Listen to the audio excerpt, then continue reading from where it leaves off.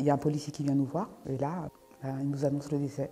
Là, je me suis mis à hurler. J'ai hurlé, mais hurlé à la mort. Parce que j'ai dit, mais qu'est-ce qu'elle est partie faire en fait? Pourquoi elle a fait ça? Océane, alors, moi je dis c'est un rayon de soleil. Je parle au présent pour elle parce qu'elle illumine encore. C'est la dernière d'une fratrie de 7. On avait chacun notre propre relation avec elle. Elle avait vraiment cette particularité d'être détachée et, au-delà de son âge, une maturité dans beaucoup de domaines. Moi, je le dis, je dis souvent, c'est pas parce que c'est ma petite sœur que je vais faire un tableau voilà, avec des pétales, c'était un ange. Moi, de ce que j'ai connu, de ce que je sais d'elle, il n'y avait pas d'ombre sur son tableau. C'est le jeudi 8 mars. À 6h35, donc moi j'habite avec ma mère et donc Océane, mon fils. Je reçois un SMS à 6h35, mais un SMS d'Océane. Et là, je me dis, mais elle m'envoie un SMS pourquoi? Donc je l'ouvre, et là je vois, je crois que ça commençait par je vous aime tous. Et là, j'ai pas lu la suite. J'ai sauté de mon lit et je suis allée la voir pour dire, mais pourquoi t'envoies un message comme ça? Et quand j'arrive dans sa chambre, la chambre, elle est nickel. Le lit fait, la chambre est d'une propreté, mais je ne vois pas Océane.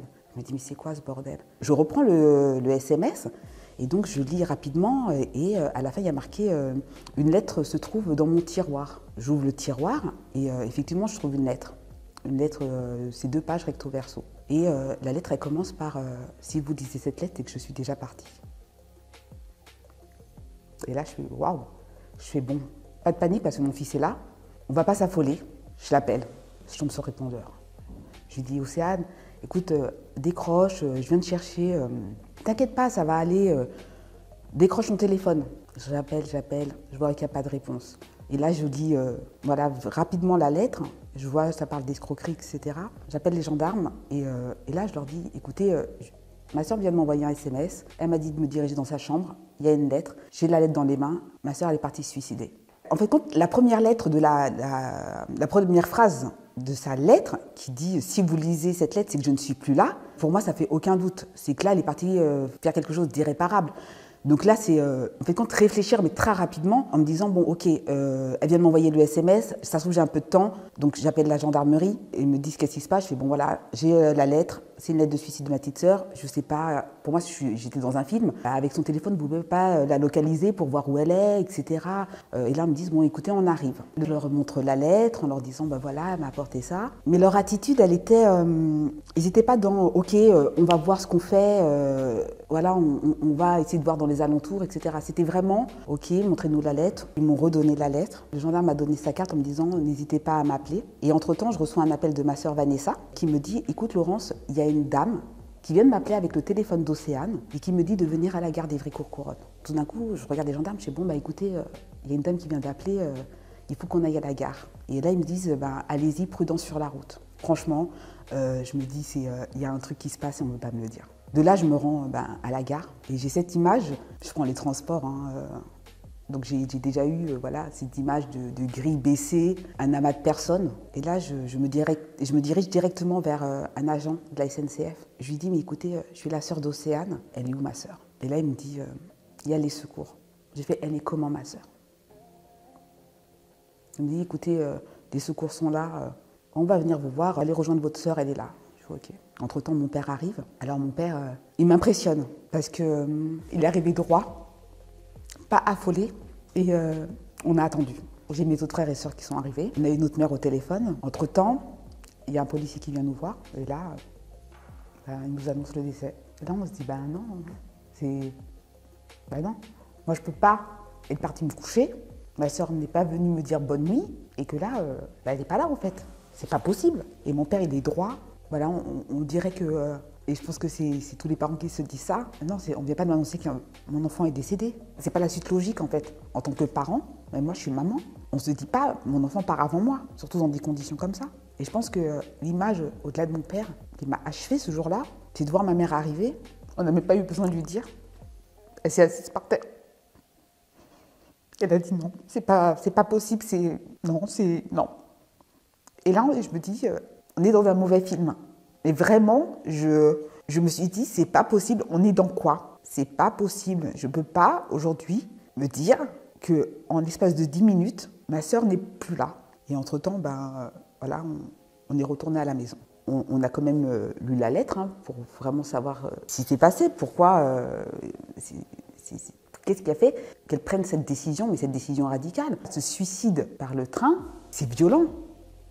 Et quand on apprend les détails, parce que moi très clairement, justement quand on a annoncé son décès, moi j'ai demandé aux policiers, elle est dans quel état ma sœur? Parce qu'on se fait, c'est une réalité, on est des êtres humains, on entend voilà, suicide, le train. Moi j'ai dit, elle est comment ma sœur?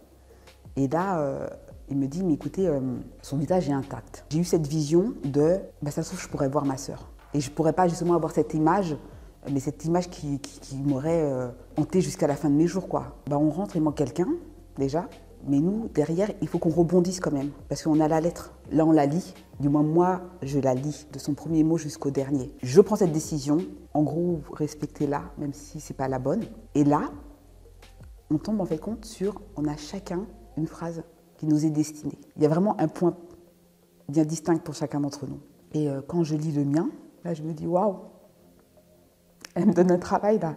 Parce que c'est Laurence, avec ton fort caractère, lol, continue à aider les gens. Et là, je fais, ouais, mais c'est toi que j'aurais dû aider. Parce que justement, tu sais que j'ai ce caractère, que voilà, j'aime pas l'injustice, que j'aime pas les choses fausses. Mais pourquoi t'es pas venu me voir en fait? Et donc je continue. Là, on rentre dans le vif du sujet. Parce que la deuxième partie, c'est, voilà, j'ai rencontré telle personne. On est sortis ensemble. Il m'a dit qu'il rencontrait des problèmes pour déposer ses chèques sur son compte en banque, des chèques, voilà, son salaire. Il m'a dit que si j'avais un problème, qu'il sera là. Mais il s'avère que c'est revenu en chèque frauduleux. J'ai été reçue par le directeur de la banque qui m'a parlé de police, procédure, prison, je crois. Je suis vraiment désolée, j'ai été idiote de m'être fait avoir. Pour régler les problèmes, j'ai décidé de mettre fin à mes jours. Et là, on me dit, waouh, ok. Alors, Océane, elle a été l'une des victimes de l'arnaque au chèque volé, donc dite fraude à la mule, très clairement, par le biais de son premier flirt. Très clairement, c'était un manipulateur, cet individu, un manipulateur qui a tout fait hein, dans le charme, avec voilà, je t'offre une bague pour te dire que voilà, t'es ma copine, je te présente à ma mère.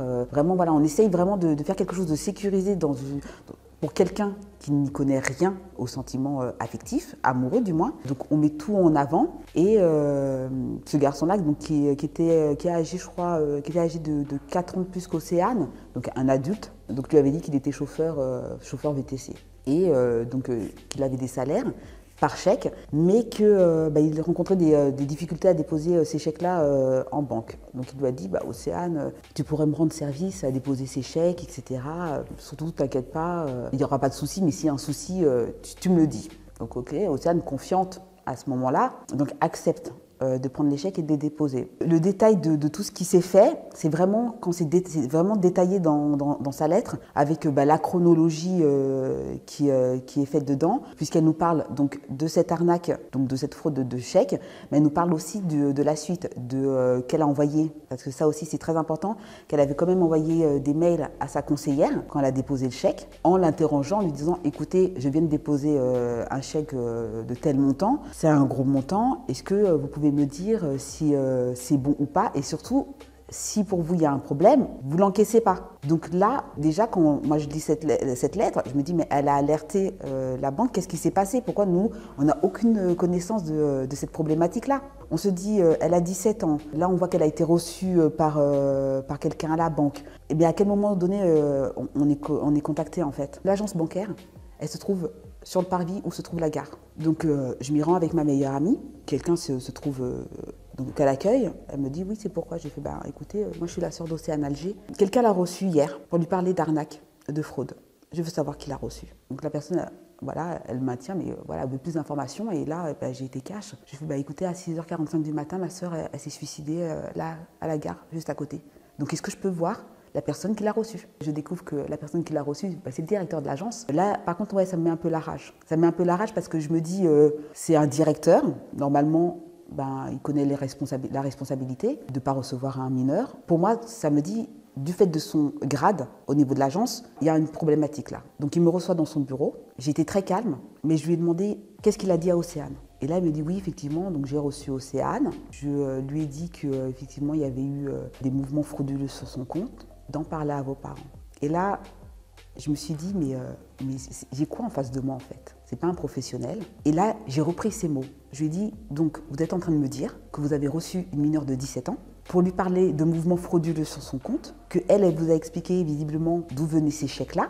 Donc elle vous a annoncé que ça venait donc de son petit ami. Donc déjà vous lui dites d'aller parler à ses parents de l'utilisation frauduleuse de son compte, mais qu'elle a aussi un flirt. Donc j'ai fait...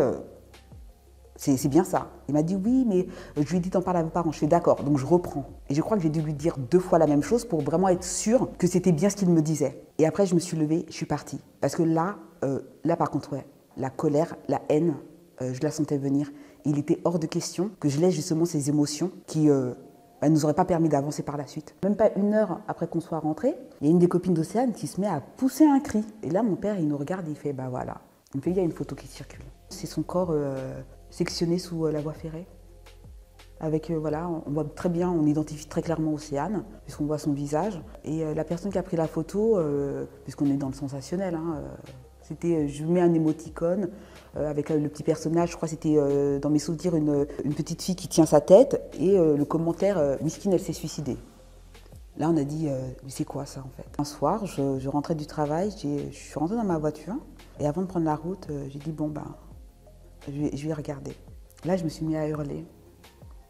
Là, vraiment, là, je pense que tout ce que j'avais gardé en moi, j'ai eu besoin de l'extérioriser. J'ai hurlé, mais hurlé à la mort. Parce que j'ai dit, mais qu'est-ce qu'elle est partie faire en fait? Pourquoi elle a fait ça? Là, je me suis dit, mais il ne faut pas en rester là en fait. Dans toutes nos procédures, ça a vraiment été différent. L'émotion, elle a été différente. Et en ce qui concerne la banque, le directeur de la banque est venu. Donc en qualité de témoin, puisque nous on attaquait la banque et pas l'individu en question, il s'est fait ramasser, ce directeur. Il s'est fait ramasser parce qu'on lui a exposé des faits qui sont réels. Vous avez reçu une jeune fille de 17 ans. De ce qu'on voit, vous n'avez pas appelé la mère, puisque il avait dit qu'il avait appelé ma mère. Il n'y a eu aucune trace de l'appel, puisque le téléphone de ma mère a été justement fourni à la police pour voir si ça avait été fait ou pas. Donc pas d'appel, pas de trace de cet appel-là. Pareil, on lui a dit, mais comment ça, Océane, quand même, a montré un signe de maturité en alertant la conseillère. Donc qu'est-ce qui s'est passé? Pourquoi l'information n'a pas été? Et puis vous, en qualité de directeur, c'était à vous de faire les recherches et surtout de prévenir les parents et non de contacter Océane. Donc il a essayé de se dédouaner en parlant des escroqueries, etc. Mais justement, là on lui a dit, mais si vous êtes au courant de faits d'escroquerie, qu'est-ce qui est mis en place au niveau de votre agence pour essayer de contrer ça? Donc là, c'était un bégaiement, il n'y a pas eu de discours.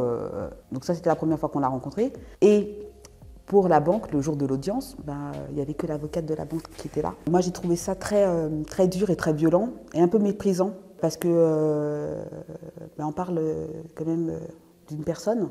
Donc, ok, l'avocate est là, peut-être qu'il aurait pu y avoir quelqu'un qui représente la banque, histoire de dire, en ce qui concerne l'auteur principal, parce qu'il avait un complice de l'escroquerie, c'est quelqu'un que je n'ai jamais vu, que j'ai vu que par photo, puisque les 2 fois où donc on avait une première audience en juin 2019, il ne s'est pas présenté.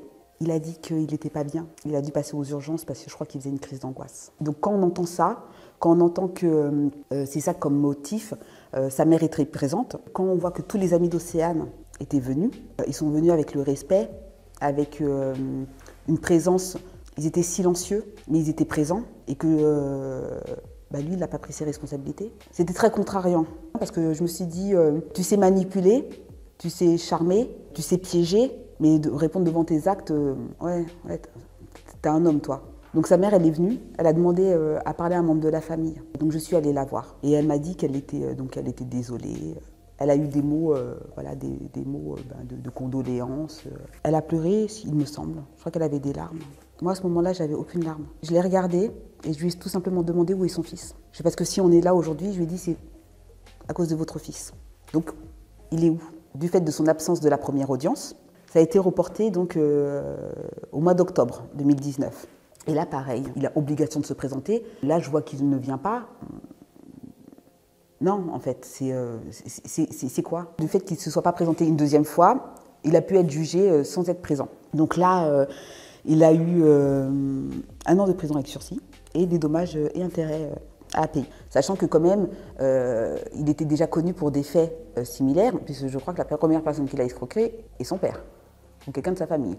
Donc oui, On se dit c'est léger, mais il a été condamné à 1 an de prison avec sursis. Dans tout ce qui était étape de démarche, donc j'ai créé une association donc en février 2020 pour justement dénoncer ces dérives-là en faisant de la prévention. Donc, elle s'appelle Prévention Océane. Océane, bien sûr, voilà, pour son hommage. Mais comme je le dis lors de mes interventions dans les établissements scolaires ou même quand je prends la parole, je dis, elle s'appelle Prévention Océane, mais c'est pas pour Océane en fait. C'est pour vous, pour que vous soyez au courant de ce qui se passe, pour que justement on puisse échanger, voir qu'est-ce qui se passe autour de vous, les dangers, les risques et éviter certains dangers. Donc je refuse de dire voilà, je fais tout pour ma sœur. Ma sœur, elle n'est plus là. Elle n'est plus là physiquement. Pour moi, elle sera là éternellement. Mais les actions que je mène, c'est pour quelqu'un qui se retrouve en difficulté, comme j'ai eu le cas dans des témoignages, quand ils me disent j'ai été victime d'une arnaque, d'une fraude au chèque, on m'a proposé des bons plans sur Internet qui n'étaient pas des bons plans, et on échange, et là, des fois, on me dit, ça me fait du bien de parler avec vous, parce qu'il n'y a pas ce jugement en fait qui est fait. Il faut arrêter de dire aux personnes, quand surtout elles se confient à dire qu'elles ont été victimes, qu'on dise qu'elles sont bêtes, qu'elles sont stupides, qu'elles sont naïves. Pourquoi on ne peut pas dire tout simplement que les escrocs, justement, excellent dans les arnaques? Et ça, je vois que c'est très difficile à dire. On préfère mieux, il y a quelqu'un qui est à terre, lui marcher dessus en lui disant « mais t'es nul en fait, tu connaissais pas cette arnaque ». Comme on a pu voir avec l'arnaqueur Tinder, il a escroqué des milliers d'euros à des personnes. Elles sont insultées, elles sont victimes, mais personne dit en fait compte, même au contraire on dit « ah le gars, ouais c'est un bon », mais c'est un bon de quoi ?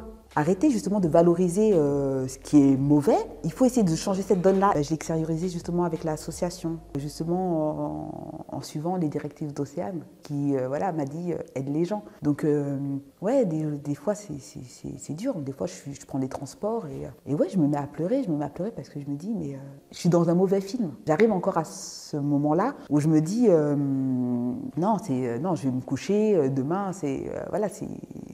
Océane, elle sera là, elle va descendre les escaliers comme elle faisait. À chaque fois où on lui disait « cours pas dans l'escalier, tu vas tomber », etc. Pour moi, c'est ça. Et après, la réalité, elle revient. Et là, je me dis elle n'est pas là. Je parle d'Océane au quotidien. C'est ça qui me permet d'illuminer sa partie, ce qui lui appartient, qui est en moi. Parce que le fait d'en parler, je la fais vivre en fait. Je peux comprendre que ses amis, à un moment donné, ne pensent plus à elle. C'est normal, c'est la continuité de la vie. Mais en tant que sœur, en tant que parent, il y a un arbre généalogique, elle apparaît. Il y a un acte de naissance, certains actes de décès, mais elle est inscrite quelque part. Donc pour moi, le fait d'en parler, le fait de faire des actions qui sont faites par rapport à ce qu'elle nous a laissé, pour moi, c'est comme ça que elle me fait avancer. Je suis fière d'Océane.